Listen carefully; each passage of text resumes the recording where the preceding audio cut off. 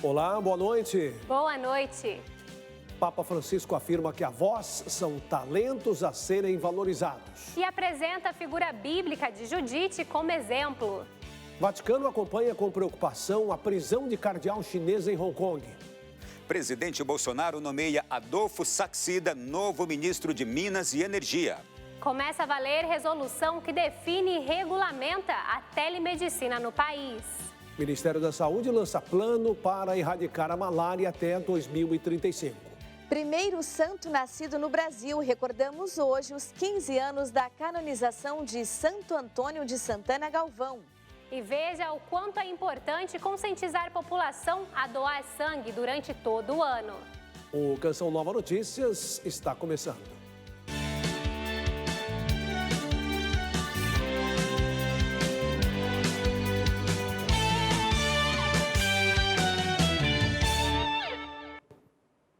Na catequese de hoje, o Papa Francisco seguiu suas reflexões sobre os idosos e apresentou a figura bíblica de Judite como exemplo. O Santo Padre falou novamente dos avós, ao afirmar que são pessoas com talentos a serem valorizados. A meditação de hoje foi dedicada à figura heróica de Judite, que viveu por mais de 100 anos. O Papa disse que hoje não é raro viver tantos anos após a aposentadoria e questionou como aproveitar bem esse tempo. Também afirmou que para muitos a aposentadoria significa o desejado e merecido descanso das atividades exigentes e cansativas, mas que também acontece de se tornar um momento de grandes preocupações e inquietações pelo tempo que se torna vago. Francisco ressaltou que existe o compromisso alegre e cansativo de cuidar dos netos e que os avós desempenham um papel muito importante na família, ajudando na criação, mas destacou também a dura realidade que se enfrenta hoje com a diminuição do número de filhos, o fato de morarem longe e também a resistência em confiar aos avós espaço para a educação, e que a alguns é concedido este lugar apenas pela necessidade de ajuda financeira. Porque hanno la pensione e la pensano così. Diante das novas exigências no contexto familiar, refletiu a necessidade de reformulação da aliança entre as gerações. O Santo Padre afirmou que é parte importante da vocação dos avós ajudar os filhos na educação das crianças e que os netos aprendem com eles as lições insubstituíveis de ternura e respeito pela fragilidade. E, por sua vez, os avós aprendem que estes não são sinais de declínio, mas uma forma de humanizar o futuro dos jovens. Giovani sono passaggi che rendono umano il futuro. Ao falar sobre herança, destacou que o bem que se pratica é a maior herança que se pode deixar. O pontífice ainda destacou que na velhice pode-se perder um pouco da vista, mas que o olhar interior se torna aguçado, pois se vê com o coração. E assim os idosos se tornam capazes de ver as coisas que antes passavam despercebidas. Por isso, destacou que Judite não viveu uma aposentadoria triste e vazia, mas que foi uma idosa apaixonada, que preencheu com os dons o tempo que Deus lhe concedeu. Recordou a todos que lessem o livro de Judite e expressou seu desejo de que todas as avós fossem como ela, corajosas e sábias. Vorrei che fossero le nostre nonne tutte così coraggiose e sagge. E na saudação final, o Santo Padre recordou o povo de Sri Lanka, em particular os jovens, que nos últimos tempos fizeram ouvir o seu clamor diante dos desafios e problemas sociais e econômicos do país. Unindo-se às autoridades religiosas, Francisco exortou os envolvidos nos conflitos a manterem uma atitude pacífica, sem ceder à violência e a ouvirem o clamor do povo, assegurando o respeito pelos direitos humanos e a liberdade dos civis. O Papa Francisco convidou a suplicarem a Nossa Senhora de Fátima o ardente desejo de paz no mundo, recordando assim da sua festa que se aproxima. A TV Canção Nova em Portugal está completando 21 anos com conteúdos formativo, oracional e também de notícias. A programação alcança muitos corações e conta com testemunhos dos sacerdotes que acompanham e ouvem os fiéis. TV Canção Nova Portugal. O seu conteúdo formativo, oracional e de notícias chega a muitos corações. Já vou à casa de algumas famílias e me dizem logo: Padre, eu tenho sempre na Canção Nova ligada. Procuram, sobretudo, algo que a Canção Nova tem ajudado muito, é na formação. Não só formação religiosa, espiritual, mas até mesmo humana, não é? Tudo começou com a transmissão da Peregrinação Internacional Aniversária de maio de 2001. Até hoje, a TV continua a transmitir celebrações do santuário e a evangelizar com o objetivo de gerar frutos concretos na vida das pessoas, como a procura pelo sacramento da reconciliação. O padre tocou uma dúvida e que eu, durante o programa na Canção Nova, eu ouvi esta parte, podia me explicar um bocadinho mais. Portanto, há este feedback também por parte das pessoas, seja nas confissões, seja num contacto mais direto. Nós temos que proporcionar a ela esse encontro pessoal com Jesus Cristo. A partir daí, acontece uma transformação natural. Ela vai se tornar uma pessoa mais fiel, uma pessoa mais amorosa, uma pessoa mais compreensiva, uma pessoa mais paciente, né? Sem dúvida, a pandemia representou um marco no crescimento não apenas de audiência, mas também de comunhão através dos programas veiculados. Muita gente, eu sei de paroquianos meus, que pediram inclusive, porque antes não tinham, que pediram os filhos para, por exemplo, terem a Canção Nova em casa. Estamos aqui nos estúdios da TV Canção Nova. Nesta parte, acontece a adoração eucarística transmitida em direto de segunda a sexta, às 10 da manhã. Este foi um dos programas inseridos na programação da TV no início da pandemia e até hoje é um dos momentos mais assistidos. O aniversário da TV Canção Nova Portugal coincide com um mês do Dia Mundial das Comunicações Sociais. A missão da TV pode ser presenciada da mensagem do Papa Francisco para a data mundial deste ano, cujo tema é escutar com o ouvido do coração. Em um dos trechos, o Santo Padre fala sobre o desejo de estar em relação uns com os outros. Um propósito do canal televisivo que tornou-se companhia de muita gente, que também ajuda essa obra por meio de doações para a manutenção dos meios de comunicação. Um exemplo que a gente ouve aqui muito em Portugal, que eu gosto imenso, que é as pessoas. Eu amo a TV Canção Nova, porque ela é a minha companhia. Isso é lindo, é lindo.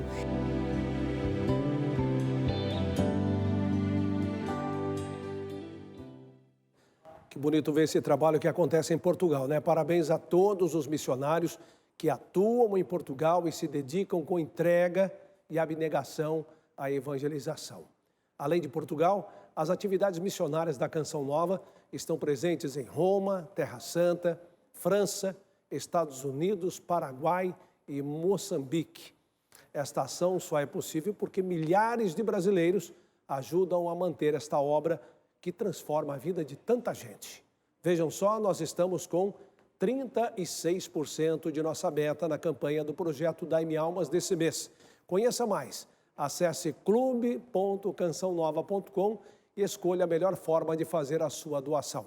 Obrigado por sua generosa contribuição. A Faculdade Canção Nova promove esta semana a 11ª Jornada da Comunicação. O tema deste ano é a mídia na era digital, comunicar a verdade. O evento acontece presencial com transmissão pelo YouTube. Quem faz o convite é Rafael Leal. No dia de hoje nós temos a participação de duas pessoas muito importantes, que é o Paulo Moraes, que vai falar sobre os avanços tecnológicos e essas consequências na comunicação. E temos também a participação do jornalista Alexandre Garcia, que vai falar um pouquinho da sua vida, a sua experiência jornalística e também a realidade das fake news. Esse evento termina amanhã, quinta-feira, onde teremos também duas participações muito importantes. Do Heródoto Barbeiro, ele que já apresentou Roda Viva na TV Cultura, com certeza você vai se lembrar dele, e também do Renato Cruz, que é um especialista em inteligência artificial. Contamos com a sua participação, basta você acessar a nossa página na internet, fcn.edu.br, divulgar para os amigos e esperamos então a sua presença. Um grande abraço e até mais tarde. A palestra com Paulo Moraes começou agora há pouco e logo em seguida, às 8h30 da noite, é a vez de Alexandre Garcia fazer sua explanação. E esse é o link de acesso ao YouTube para você participar das palestras. Olha, o mês que vem é comemorado o Dia Mundial do Doador de Sangue. Mas é necessário a conscientização periódica da doação espontânea, pois um doador pode salvar mais de uma vida. Pensando em estimular e entender como funciona o processo de coleta de sangue, estudantes de biomedicina fizeram uma visita no Hemocentro de Taubaté, interior de São Paulo. A visita faz parte de uma disciplina do curso de biomedicina. A ideia é ter uma experiência profissional no ambiente escolhido para o trabalho acadêmico. A gente passou por todos os setores, desde lá do comecinho, fazendo a triagem, né? Passou pela sala de coleta, passou pelas outras salas também, nós vimos como é dividido as coisas. Então foi muito interessante, foi uma experiência muito bacana, foi uma experiência muito legal. Foi muito enriquecedor para a gente também. Além de conhecer o processo de doação, o principal motivo para a escolha do tema foi conscientizar a população. E a gente escolheu o banco de sangue, que a gente queria incentivar as pessoas a doarem sangue e também para a gente mostrar como funcionam todos os processos, porque nem sempre as pessoas sabem como é esse processo, têm medo de doar. Tainá não ficou apenas na visita, ela refez a experiência de doadora, pois já realiza o ato há algum tempo. Hoje a gente pode ser que não precise de uma bolsa de sangue, mas a gente não sabe o dia de amanhã. Então é bem importante a gente pensar no próximo, então ter amor ao próximo. Doar sangue é um gesto de amor. Uma pessoa adulta tem em média 5 litros de sangue, mas uma única doação como esta de meio litro pode salvar até 4 vidas. Depois da doação, o sangue é separado, os hemocomponentes são divididos, a hemácia, a plaqueta, o plasma. E por isso que a gente fala que uma bolsa pode salvar até 4 vidas, porque cada componente do seu sangue vai ser separado depois e pode ir para um paciente diferente. De acordo com o Ministério da Saúde, pouco mais de 1,5% da população brasileira é doadora de sangue voluntário. O Hemocentro de Taubaté é responsável por distribuir componentes coletados em diferentes hospitais do Vale do Paraíba, Litoral e Serra da Mantiqueira. Ao todo, são 25 hospitais e mais de 30 cidades atendidas. Estamos numa localização que é estratégica, né, que é turística, que está no eixo entre Rio e São Paulo, aqui na beira da Via Dutra, que eventualmente podem acontecer acidentes também, então a gente tem que estar preparado, torce para que não aconteça nada, mas a gente tem que estar preparado para eventualidades. Doar sangue é salvar vidas, é ser luz da esperança aos enfermos e mais necessitados. Esse sangue vai ajudar uma família, vai ajudar uma pessoa que realmente está precisando. Amanhã eu posso precisar, outro pode precisar, um irmão, um pai, tio. Nós vamos a São Paulo agora sim com a Adelita Stoebel, que traz as informações para a gente, direto dos nossos estúdios na capital paulista. Adelita, boa noite para você. Chega mais. Boa noite para vocês e para todos que nos acompanham. Exatamente. Nesse dia 11 de maio, lembramos os 15 anos da canonização do nosso querido Santo Antônio de Santana Galvão, ou simplesmente Frei Galvão. A celebração na época aconteceu aqui em São Paulo, no Campo de Marte, e foi presidida pelo Papa Bento XVI. Nossa equipe mostra um pouco sobre a história desse santo. Foi um dia de sol com vento frio que quase 1 milhão de fiéis se reuniram no Campo de Marte, em São Paulo, em 11 de maio de 2007. O motivo? A canonização do primeiro santo oficialmente brasileiro, Santo Antônio de Santana Galvão, celebrada por Papa Bento XVI. A canonização é o momento, é o encerramento do processo de elevação de um cristão ou uma cristã, no caso, Frei Galvão. Um dos milagres que levaram Frei Galvão à sua canonização foi a das pílulas, que curam os doentes. E as irmãs aqui do Mosteiro da Luz preparam essas pílulas. Basta vir nessa roda, fazer a solicitação e levar uma pílula dessa para casa. E pedindo a intercessão de Frei Galvão e de Nossa Senhora, muitos então justamente se livram de doenças e principalmente as mulheres grávidas, né? Aquelas que muitas vezes têm uma gravidez de risco, fazem a novena, tomam as 3 pílulazinhas, muitas vezes, e a maioria das vezes, a criança nasce robusta. As pílulas são hoje distribuídas no Mosteiro da Luz, estrutura que o próprio santo construiu. Por isso é conhecido como padroeiro dos construtores, engenheiros e arquitetos. Arquitetou tudo isso daqui, ele que planejou essa primeira parte do mosteiro, então a arquitetura é dele, por isso mesmo que depois ele recebeu o título de padroeiro dos construtores, aquele que foi pedreiro, né? E também dos arquitetos. A história de Frei Galvão inspira por sua inteligência, pregação do evangelho e por ter sido um homem que, sobretudo, promoveu a paz. A expressão maior de Frei Galvão e que o levou à canonização foi essa dedicação inteira da sua vida ao seguimento de Jesus Cristo e o seu evangelho, como pastor, como semeador da concórdia, da paz. Uma linda história de Frei Galvão, o nosso primeiro santo brasileiro. Até daqui a pouco eu volto para falar de esporte das Surdolimpíadas. Até já! Até já, Adelita, e por aqui a gente continua falando sobre maio de 2007. Além da canonização de Frei Galvão, nós tivemos também em Aparecida a realização da 5ª Conferência Geral do Episcopado Latino-Americano e Caribenho, o CELAM. Nossa equipe em Brasília tem mais informações. A gente vai ver com o Ronaldo como a CNBB está vivendo esse momento aí em Brasília, hein, Ronaldo? Boa noite. Olá, muito boa noite a você e boa noite a tanta gente que nos acompanha. É hora de fazer agora memória a esse que foi certamente um dos grandes acontecimentos da Igreja na América Latina. O famoso documento de Aparecida está entre os frutos dessa conferência, que ecoou na vida da Igreja em todo o mundo. O episcopado brasileiro traz vivo ainda na memória o legado desse grande evento que teve a presença do Papa Bento XVI, hoje emérito. Há 15 anos, o Papa Bento XVI pisou no solo brasileiro, em direção ao Santuário Nacional de Aparecida. Em São Paulo, a multidão de fiéis de várias nacionalidades cantava alegre para acolher o Santo Padre. Em 2007, no dia 13 de maio, o Brasil sediou a 5ª Conferência Geral do Episcopado Latino-Americano e Caribenho, com o propósito de refletir sobre a vida pastoral da Igreja, sua missão e desafios. A última Conferência Geral havia sido apenas em 1990, em Santo Domingo, na República Dominicana. O tema escolhido, Discípulos e Missionários de Jesus Cristo, para que nele nossos povos tenham vida, foi inspirado na passagem do Evangelho de São João, que narra: Eu sou o caminho, a verdade e a vida. A Igreja na América Latina e no Caribe, claro, o Brasil está incluído, precisa tomar uma feição missionária. A partir dos 15 anos de Aparecida, talvez isso possa ser retomado agora com renovado ardor. Um dos frutos mais expressivos do encontro foi o documento de Aparecida, escrito pelo então cardeal Jorge Mário Bergoglio, hoje Papa Francisco. No documento de Aparecida, nós falamos de Jesus Cristo. Nós passamos a ver com os olhos de Cristo, como cristãos.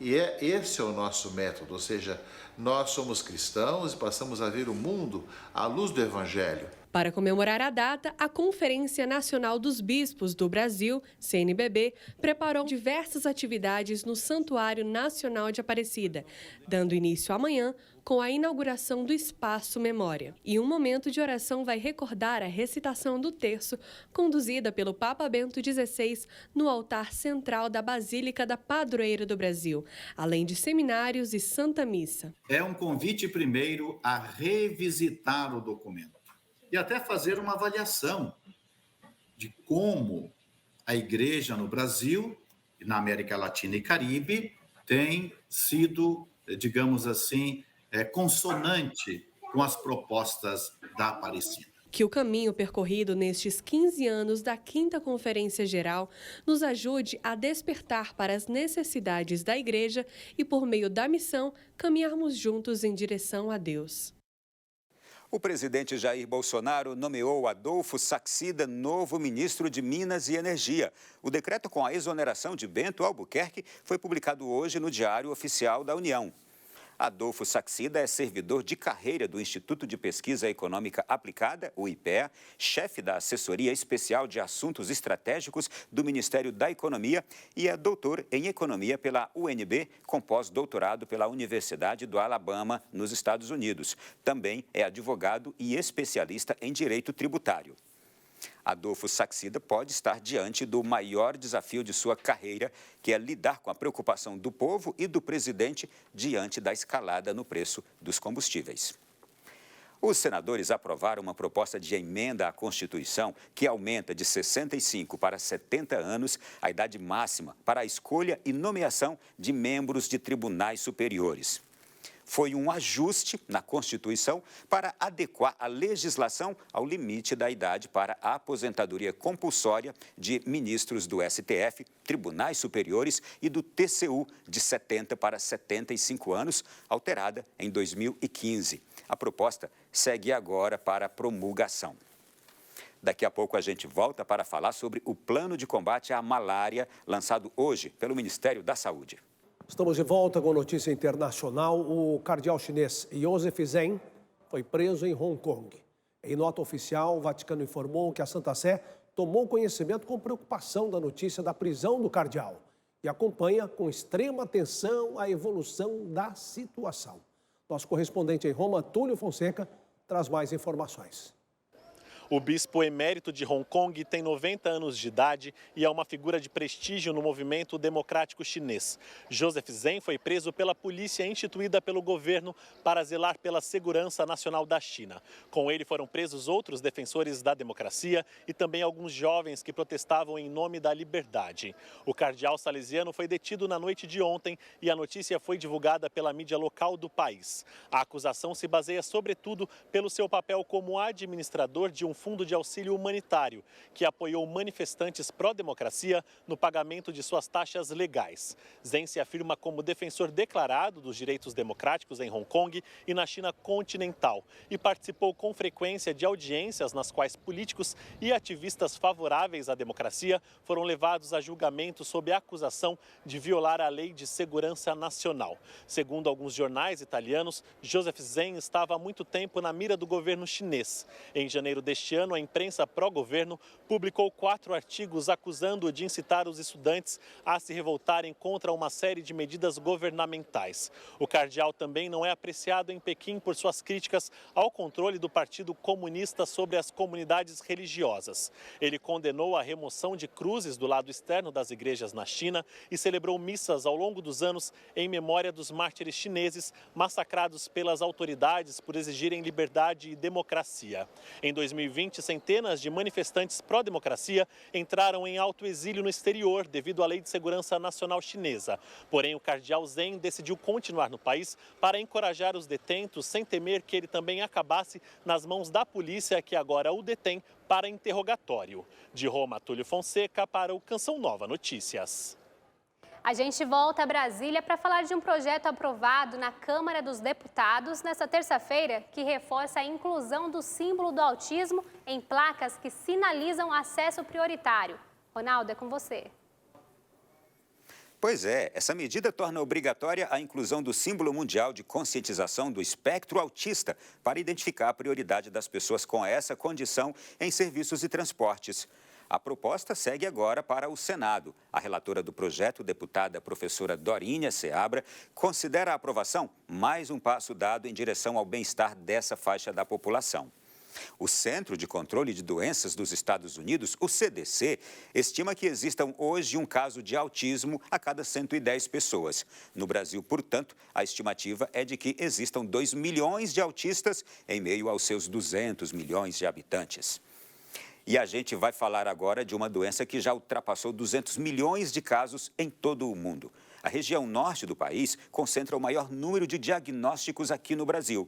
Hoje, o Ministério da Saúde lançou um plano que visa erradicar a malária no país até 2035. Em 2021, a Organização Mundial da Saúde, OMS, aprovou a primeira vacina contra a malária. Ela protege a contaminação da forma mais grave da doença, mas no Brasil esses casos são raros. Por aqui, a maior ocorrência é da forma mais leve, mas pode levar à morte. A principal dificuldade é no diagnóstico. Quanto mais cedo for tratada, maiores são as chances de ter sintomas leves. É fundamental que o profissional na ponta ele esteja habilitado e capacitado para entender, diagnosticar e tratar de maneira oportuna a malária. No ano passado, quase 140 mil pessoas foram diagnosticadas com malária, de acordo com o Ministério da Saúde. A maioria ocorreu na região amazônica. Com um plano lançado hoje, o governo pretende zerar os casos até 2035. É possível, sim, erradicar a malária. É difícil, não é fácil. Exatamente por isso é um plano de longo prazo, para 2035, mas a gente, já estamos trabalhando muito forte e vamos continuar trabalhando, fazendo essa ação. A malária é causada por um protozoário e transmitida por meio do compartilhamento de objetos cortantes ou perfurantes e pela picada do mosquito transmissor. Os sintomas mais frequentes são febre alta, náuseas e dores no corpo. O combate da doença começou ainda em 1939 e, de lá para cá, diversas políticas públicas foram criadas para eliminar a doença. A pandemia de Covid-19 dificultou o diagnóstico e o acesso ao tratamento. Para retomar o plano de eliminação, o Ministério da Saúde vai repassar cerca de 20 milhões de reais para ações específicas de prevenção e controle da malária. Uma ação que tem que ser encarada em 3 dimensões, Mas são medidas simples, não aqui é coisa de outro mundo, nem uma tecnologia que veio da NASA, não. Aqui são cortina, ajuda, diagnósticos, tratamentos.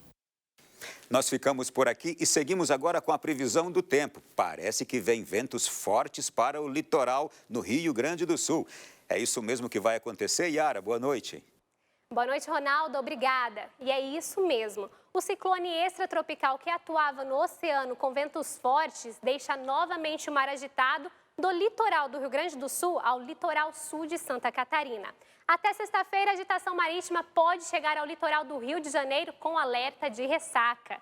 Isso aumenta as condições para chuva nas regiões sul e sudeste, se concentrando no litoral do Rio Grande do Sul e do litoral do Paraná, com temperaturas que não passam dos 19 graus em Porto Alegre, 22 em Florianópolis e 20 graus em Curitiba. E no sudeste, chuva mais forte no leste e norte de São Paulo, sul do Rio de Janeiro e de Minas Gerais. E as temperaturas prosseguem mais baixas. Em São Paulo, capital, a mínima pode chegar aos 16 graus. No Espírito Santo, o sol vai aparecer e deixar o tempo firme.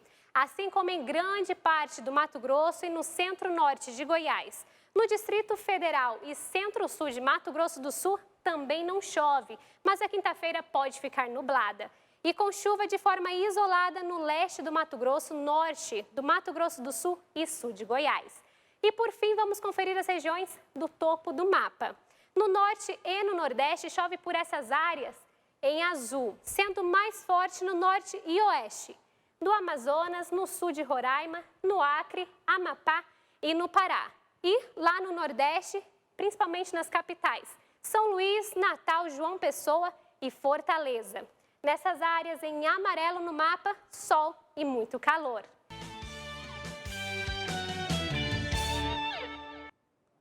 Voltamos para falar agora de esporte. Vamos a São Paulo com a Adelita Stoebel, que tem informações sobre os Jogos Olímpicos destinados aos atletas surdos. Adelita. Estamos de volta e, embora muita gente não saiba, a Surdo-Olimpíada é um dos eventos mais antigos no calendário esportivo mundial. Este ano, a cidade gaúcha de Caxias do Sul recebe até 15 de maio a 24ª edição da competição. O evento reúne atletas de 77 países. Caxias do Sul, na Serra Gaúcha, se tornou o palco da mais importante competição de surdos do mundo. A Surdo-Olimpíada teve início em 1924 em Paris, na França. Em 98 anos, pela primeira vez a competição é realizada na América Latina e chegou à sua 24ª edição. Olha, o esporte ele é muito importante para o surdo, principalmente na questão relacionada à autoestima, as questões de relação social, as questões de saúde, bem-estar, as questões culturais também, é muito importante para o surdo. 20 modalidades estão em disputa. Entre elas, futebol, vôlei, handebol, basquete, atletismo e natação. Cerca de 5.000 atletas de 77 países participam do evento. O Brasil entrou na competição com a maior delegação da história. 199 atletas surdos brigam por medalhas em 17 modalidades. Por enquanto, o Brasil tem 4 medalhas de bronze. No quadro geral, os ucranianos lideram, com 89 medalhas, sendo 47 de ouro. É a primeira participação de Romailson Santana num torneio mundial. Em competições nacionais, ele já é 6 vezes medalhista de ouro. A paixão pelo atletismo começou ainda na escola. Tudo iniciou com uma grande brincadeira, né? E eu fui vendo atletas de alto nível e eu falava com o meu técnico, olha, eu quero ser igual a eles. E ele me incentivava, falava que eu tinha o potencial, e aí eu fui treinando ao longo dos anos. Quase, assim, no início, em 6 meses, eu já ganhei um condicionamento onde eu fui na minha primeira competição. Continuei treinando, mantendo aí todo o meu condicionamento. E quando eu fui selecionado para esse evento internacional, eu fiquei muito feliz. O esporte, ele é uma ferramenta da inclusão, porque a comunidade surda consegue pegar os modelos de outros atletas. Às vezes o surdo pensa, eu não posso participar de esporte, mas não, a Delphi Olympics mostra, pode sim, você é igual aos outros. E antes de encerrar, atenção passageiros, porque a partir de sexta-feira começa o Campeonato Mundial de Aviãozinho de Papel. E olha que interessante, 3 brasileiros encaram a disputa na Áustria. O evento reúne representantes de 56 países. Os estudantes brasileiros Isaac Queiroz, Pedro Capriotti e Nicole Straub mostram as suas habilidades nas categorias maior distância, maior tempo de voo e acrobacias. Participam do torneio 171 estudantes após mais de 500 qualificatórias pelo planeta. E vale lembrar que o Brasil já foi 2 vezes campeão mundial. Em 2006, com o Diniz Nunes, e em 2009, com o Leonardo Ang, ambos no maior tempo de voo. Desejo a todos vocês uma boa noite. Amanhã tem informação logo cedo na edição da manhã do CN Notícias, ao vivo, aqui da capital paulista. Fique com Deus. Boa noite. Obrigada, Adelita. Boa noite para você. O Vaticano anunciou para 24 de outubro a cerimônia de beatificação de uma adolescente brasileira. Benigna Cardoso da Silva, de 13 anos, vai ser a primeira beata do Ceará. Quem conviveu com ela já percebia uma fé madura. Benigna é santa. Quando tinha 8 anos de idade, Dona Nair era vizinha de Benigna. Desde o dia que Benigna morreu, que eu só digo assim, Santa Benigna. Nos últimos 70 anos, a fama de santidade da menina cresceu muito no Ceará. Sempre tem procissões pelas ruas. As crianças se reúnem para pedir a intercessão dela. Era o ano de 1941, quando a adolescente Benigna Cardoso saiu de casa com este pote de barro para pegar água numa fonte na zona rural da cidade de Santana do Cariri, no interior do Ceará. No caminho, já perto da fonte de água, se aproximou da menina um adolescente de 17 anos que desejou ter relações sexuais, mas Benigna se recusou. Quis manter a castidade e ali mesmo foi morta com vários golpes de faca. Segundo o padre Paulo Lemos, o martírio da menina chamou a atenção de todos na região. O martírio é um ponto central, pois ela preferiu morrer para não cometer pecado, diante das tentações de seu algoz, o Raul Alves, para não ofender a Deus, a Jesus, a quem ela tanto amava. O Vaticano já confirmou que Benigna será a primeira beata do Ceará e a 4ª mártir do Brasil. É o alegre anúncio da beatificação desta venerável Benigna Cardoso da Silva, que se tornará a primeira beata cearense do nosso estado do Ceará, no dia 24 de outubro deste ano de 2022. Depois da beatificação, ela já pode ser venerada nos altares das igrejas. Viva Benigna! Viva! O Canção Nova Notícias fica por aqui. Reveja nossas reportagens no site noticias.cançãonova.com. Assista daqui a pouco às 8 horas a adoração ao Santíssimo Sacramento e logo depois a transmissão da Missa do Clube da Evangelização no Santuário do Pai das Misericórdias. Uma ótima noite a você. Você fica agora com imagens do Santuário do Pai das Misericórdias. Boa noite e até amanhã.